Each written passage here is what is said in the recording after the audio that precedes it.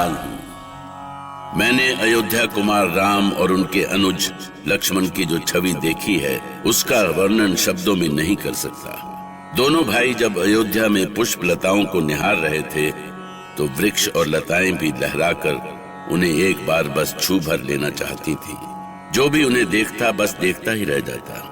पुष्पों पर बैठी तितलियां और डालों पर बैठे पंछी भी जैसे उन्हें देखकर सम्मोहित हो गए थे, और जो उन्हें नहीं देख सके वो जैसे प्रार्थना कर रहे थे। मोहे कोई विधि बतलाओ ना, प्रभु के दरस दिखलाओ ना। कैसे दिखे मोरे राम प्रभु, एक तो झलक दिखलाओ ना। दूसरी ओर जनक नंदिनी सीता अपनी सखियों के लाख कहने पर भी राम की ओर दृष्टि उठाने को तैयार नहीं थी। जनकपुरी के उपवन में भी एक अद्भुत खेल चल रहा था। सखियां चाहती थीं कि सीता एक बार राम को देख ले, पर सच तो ये था कि जानकी माता को पार्वती से अपने मन की बात कहनी थी।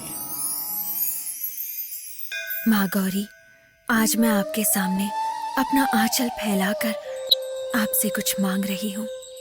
ना मत कहना माँ, अपनी बेटी की विनती अस्वीकार मत करना। हमें धन संपत्ति नहीं चाहिए, हम आपसे राजमहल का सुख भी नहीं मांग रहे हैं। हम बस आपसे इस फुलवारी में आए श्यामल किशोर को अपने पति के रूप में मांगते हैं, जिन्हें लाज की मारी मैं देख भी नहीं सकी। पर माँ, हमने उन्हें अपने मन की आंखों से देखा है। आप उन्हें शक्ति दें कि वो धनुष पर प्रत्यंचा चढ़ा सके और हम उन्हें वरमाला पहनाएं। अपनी बेटी को आशीष दो माँ, हमें आशीष दो कि हम उन्हें वर सकें।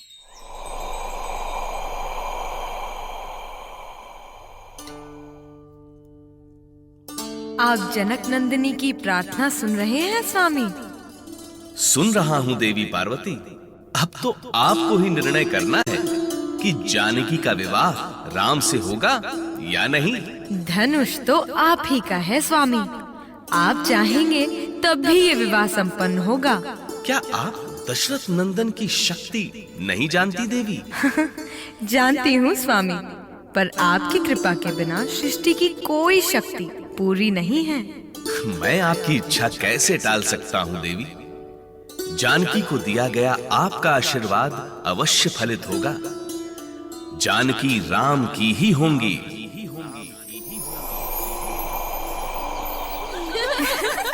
चोरी चोरी उन्हें देख रही हो सीता? अरे जी भर के देख लो, यही सावरे सलोने तुम्हारे होने वाले पति हैं। सुन सखियों की बात सिया के मचल उठे हैं नैन।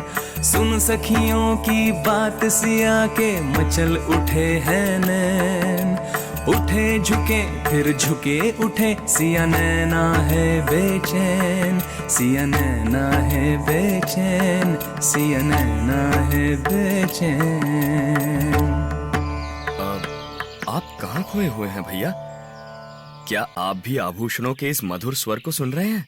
हाँ लक्ष्मण, ये स्वर ही ऐसे हैं लक्ष्मण कि इसे सुनकर मैं उस सुंदरी की कल्पना कर रहा हूँ जिसने ये आभूषण अपने तन पर सजाए होंगे।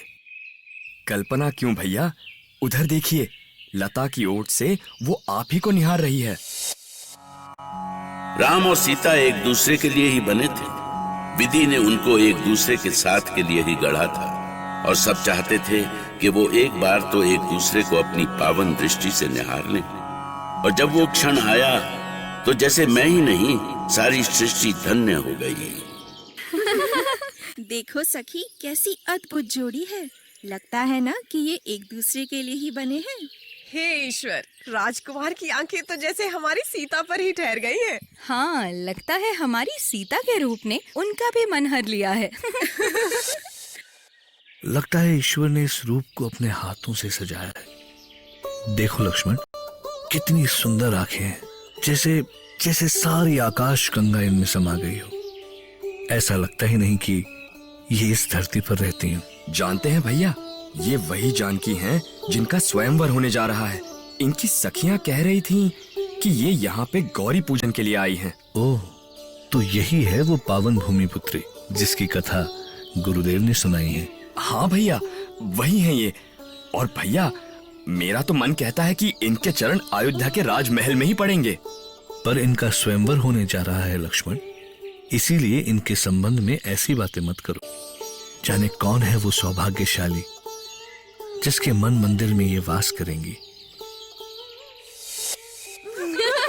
अरे सीता, तुम तो पहले देखना ही नहीं चाहती थी और अब एक बार उस सलोनी राजकुमार को देखा तो तुम्हारी पलकें ही नहीं झपक रही। चिंता मत करो, वो मनभावन कुमार तुम्हें ही मिलेंगे। पता नहीं सखी, मैं तो बस देवी पार्वती से प्रार्थना ही कर सकती हूँ कि ये सांवरे ही धनुष यज्ञ पूर्ण करे। अब हमें चलना चाहिए, बहुत देर हो गई। गुरुदेव हमारी प्रतीक्षा कर रहे होंगे। अभी तो यहीं थे, ये अचानक कहाँ चले गए? हे ईश्वर, कहाँ चले गए वो दोनों कुमार? देखा, हमने कहा था ना कि जो उन्हें एक बार देख लेता है उनका ही होकर रह जाता है। किंतु वो गए कहाँ? वो देखो सीता, वो पेड़ों की ओट में। आज जी भर के निहार लो उन्हें। देखो, नील कमल जैसा उनका सुकोमल शरीर, सिर पर मन को मोह लेने वाला सुंदर मोर पंख, माथे पर सुंदर तिलक और मोती की माला सी पसीने की बूंदों से तो और भी निखर आया है उनका रूप। मेरी तो उनके कानों के पास लहराते कुंडल और घुंघराले बालों से ही दृष्टि नहीं हटती। और मुझे उनकी सांवले शरीर पर झांकती गालों की लालिमा सबसे सुंदर लगती है, जैसे नीले आकाश को भोर का सूरज अपने रंग में रंग दे रहा हो। अरे वो देखो, सीता ऐसे जड़ क्यों हो गई? उसने तो बताया ही नहीं कि उसे क्या सुंदर लग रहा है इस मन भावन कुमार में। हमें तो उनका यहाँ होना ही अच्छा लग रहा है, जैसे वो इस वातावरण को अपनी सुगंध से ही सम्मोहित किए दे रहे हो। देखो, उपवन का पत्ता पत्ता कैसे थम गया है। हे माँ पार्वती, हमारी कामना पूरी करना। आज हम आपसे अपने सारे जीवन की पूजा का प्रसाद मांग रहे हैं। अपनी इस बेटी को खाली हाथ मत लौटाना। देखो, सीता मन ही मन किसके साथ बात कर रही है? वो मंदिर में है और मंदिर में तो माँ पार्वती ही हो सकती है। हम सभी तो यही हैं। लगता है देवी माँ सीता की इच्छा समझ गई हैं। तुम्हारी कामना अवश्य पूरी होगी पुत्री। ये मिलन होकर ही रहेगा, क्योंकि जो तुम्हारी इच्छा है वही अब प्रभु की भी इच्छा है। पार्वती भला सीता को आशीष कैसे न दे?